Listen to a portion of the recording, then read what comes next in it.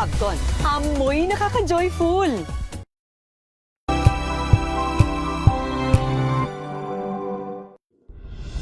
Tuloy-tuloy ang pagtulong, tuloy-tuloy ang pagseserbisyo at tuloy-tuloy ang balitaan kasama si May Binauhan sa Operation Tulong mula Lunes hanggang Biyernes.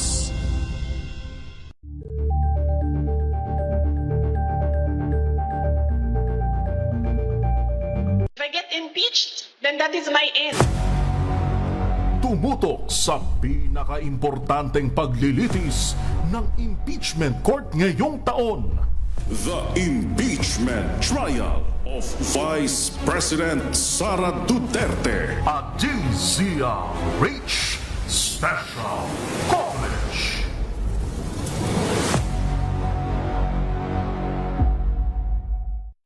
Angel po si Angelo Palmona sa giiwan sa inyo na isang magandang umaga. Maraming salamat. Life goes on! Nine, good morning, Lakay. Good morning, sister. At good morning. Magandang mainit na umaga. Angel po si Angelo Palmona sa giiwan sa inyo na isang magandang umaga. Maraming salamat. Pilipinas, una sa Pilipino. Kasabay ng mga hamon at pagbabago sa paglipas ng panahon, nananatiling tapat ang DZRH sa paghahatid ng serbisyo sa publiko.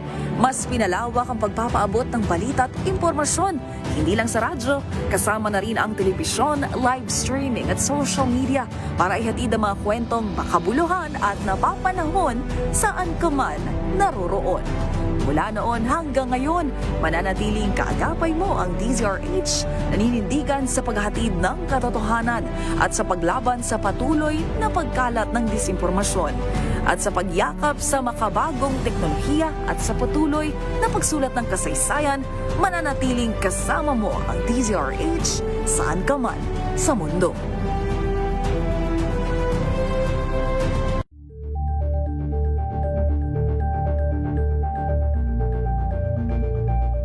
Abangan this Saturday. Hi, this is Kyla Miel, and you're watching Scene Zone. Growing up, I used to compete with my ate sa vocal solo pop. Sinabi ni Ross, he is a rapper. He said na, don't wait for the opportunity to come. Submitting a demo, that's AI. I don't like it. Of course, yung movie ni David Licauco and Barbie Forteza po na That Kind of Love. May nakikita pa rin akong comments na, napanood ko yung movie kaya napakinggan ko yung song. Bawat hakbang ko na matayog, ilan ang bituin ako'y uunsyo. Alas 12 ng tanghali, dito lang sa DZRH TV. Good Better News. Una sa Pilipinas, una sa Pilipinas. NBS, Trending and Viral Show. Nakahandang Sa ating balitan mga kaibigan sa Rapido Hataw. Public Service Hour. Siyempre pa, una sa Pilipinas. Una Yan sa... ang kabuuan natin palatuntunan ng break time.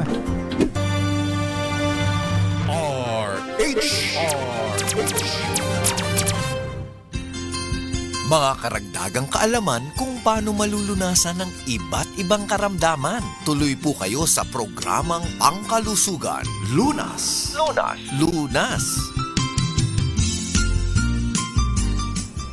Magandang gabi Pilipinas, Metro and Mega Manila. Samahan niyo po kami for 1 hour at pag-usapan po natin ang ating kalusugan, pangangalaga ng ating katawan at pag-iwas sa iba't ibang karamdaman. Welcome po sa programang Lunas sa DZRH at RHTV. Makakasama po Eleni Bensal at ngayong gabing ito sasamahan pa rin po tayo kahit maulan at binabaha ang ilan sa ating mga karatig lugar. Sasamahan pa nga rin po tayo ng ating pinagkakatiwalaang surgical oncologist mula sa Manila Doctors Hospital and Professor of Surgery sa UP Manila. I-welcome po natin Dr. Marco. Good evening. Kumusta ang iyong biyahe?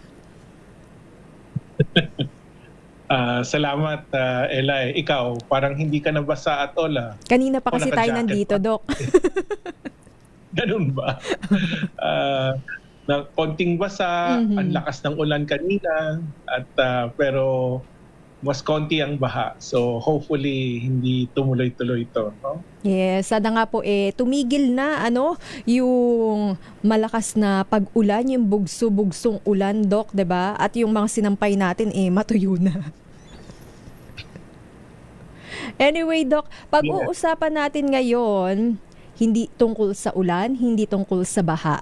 Pag-unawa sa mga panganib ng alternatibong paggamot sa cancer at mga dietary supplement. Ayan ha, para nga po sa mga tagapakinig natin, kung kayo nga rin po ay may katanungan tungkol sa ating magiging discussion, bukas rin po ang ating Facebook page. Maaari po kayo mag-comment sa ating FB live streaming the DZRH News. Unang katanungan muna natin, Doc, pag sinabi nating cancer, alam natin sakit ito, 'di ba? Karamdaman, malubha.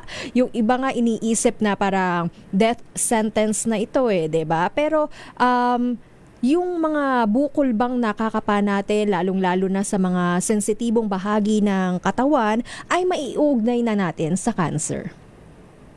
Ay, huwag naman. Hindi naman lahat ng bukol sa katawan or nagkaroon ng bukol sa katawan ay cancer na, no? Kapag sinabi kasi nating cancer, hindi lamang ito iisang klaseng sakit, no? Kundi isang grupo ng iba't ibang sakit kung saan ang mga abnormal na selula sa katawan ay patuloy na dumadami ng walang kontrol. May mga cancer na mabagal lumaki, ngunit mayroon ding napakabilis kumalat. No? So kaya naman ang tamang paggamot at nakabatay, no, sa uri ng cancer, yugto o stage nito at pangkalahatang kalagayan ng pasyente. So hindi pare-pareho lahat ng cancer. Ang cancer ay iba't ibang klase, no, at kailangan nating himay-himayin, no. Hindi lahat ng cancer pareho, hindi rin lahat ng paggagamot ay para sa isang cancer lang. At hindi rin lahat ng cancer ay may ugnay natin sa sikat ng araw, sa usok ng sigarilyo o polusyon, 'di ba, Doc? O di naman kaya sa mga kinakain natin. Yan ang million-dollar question kung anong sanhi ng cancer talaga. Mahirap sabihin at karamihan ng cancer kasi talagang hindi natin alam kung saan galing. Sa mga past episode natin, Doc, napag-usapan natin yung paraan ng mga gamutan sa cancer. Nangunguna nga dyan yung surgery, di ba, yung operation, pero marami ang nakakaalam din o pamilyar sa kanila yung chemotherapy. Yung iba naman, alam rin yung radiation therapy, di ba, Doc? Pero ang ilan ay naniniwala rin sa mga alternatibong paraan ng paggamot. Ano ba yung masasabi natin tungkol dito, Doc? Mas ligtas nga po ba? Or sabihin natin, mas angkop nga rin po bang mag-natural muna, alternative medicine, bago po tayo sumangguni dito sa mga sabihin nating scientific method, 'di ba? Yung mga surgery and radiation therapy, chemotherapy. Tama ka dyan, ano? Kasi maliwan sa sinabi mo mga chemotherapy at mga ganon. At naririnig natin yung mga salitang alternative treatment, natural remedy, o kaya mga herbal cure, no? So, himayin muna natin bago natin talakayin yung tinanong mo, no? Pag-usapan natin kung ano ba ang pagkakaiba ng conventional treatment, complementary therapy, at alternative therapy, no? Kasi napakahalagang maunawaan ang pagkakaiba nito. So una, ang conventional o standard treatment ay mga paggagamot na napatunayang mabisa at sa pamamagitan ng maraming scientificong pag-aaral. Kabilang dito ang operasyon, chemotherapy na sinabi mo, radiation therapy, immunotherapy, hormonal therapy or anti-hormonal therapy, at targeted therapy. Ito ang conventional o standard treatment, no? Pangalawa, yung complementary therapy man ay mga pamamaraan ginagamit kasabay ng standard treatment upang makatulong sa pagpapagaan ng mga sintomas at mapabuti ang kalidad ng buhay ng pasyente. Halimbawa, ang complementary therapy ay ang tamang nutrisyon, ehersisyo, counseling, relaxation techniques, meditation, at sa ilang pagkakataon, even music, no, music therapy para sa ilang sintomas. Okay. No? So ito ang complementary.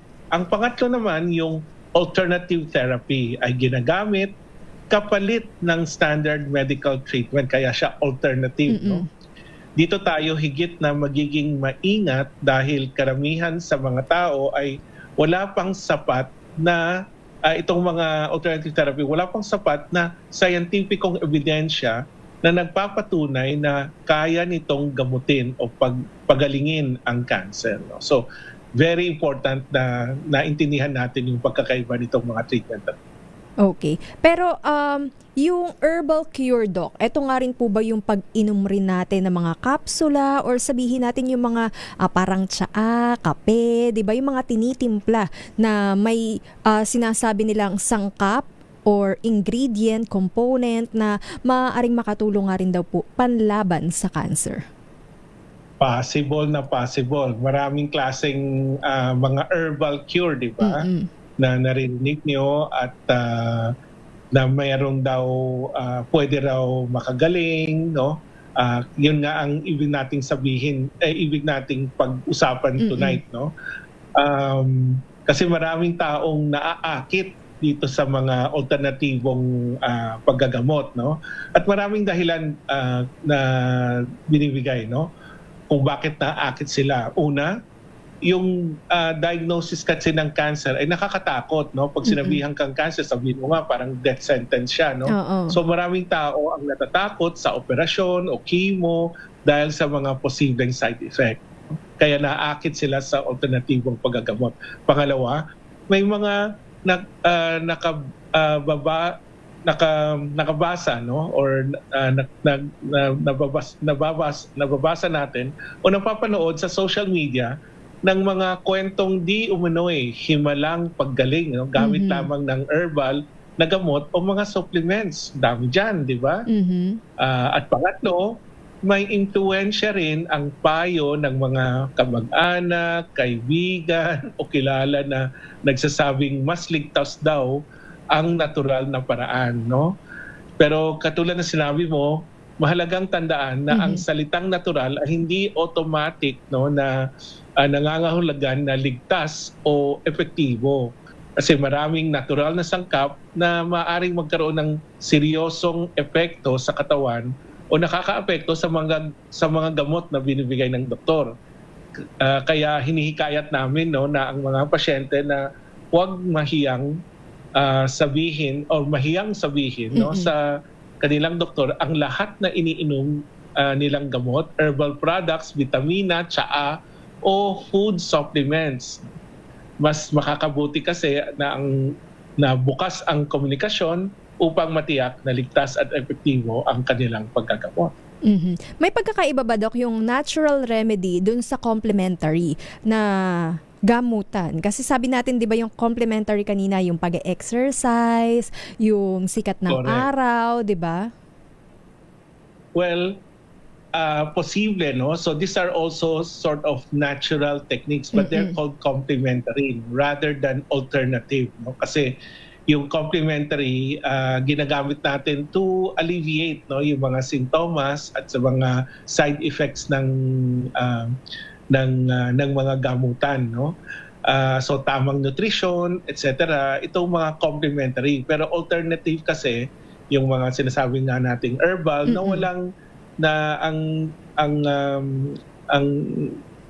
ginagamit panghalip, no, or kapalit ng standard treatment. So importante itong maintindihan para maligtas, no, sa paggagamot. Pag-usapan pa natin, Doc, yung panganib ng alternatibong paggamot sa cancer at mga dietary supplement, kung ito nga rin po ba ay makakatulong in a way, sa mga may karamdaman. Yan po ang ating babalikan maya-maya. Meanwhile, kung kayo nga rin po ay may katanungan, ipadala na po yan, ipost na po yan sa ating Facebook page na DZRH News. Oras po muna natin sa buong Pilipinas, 52 minutes after 7 in the evening.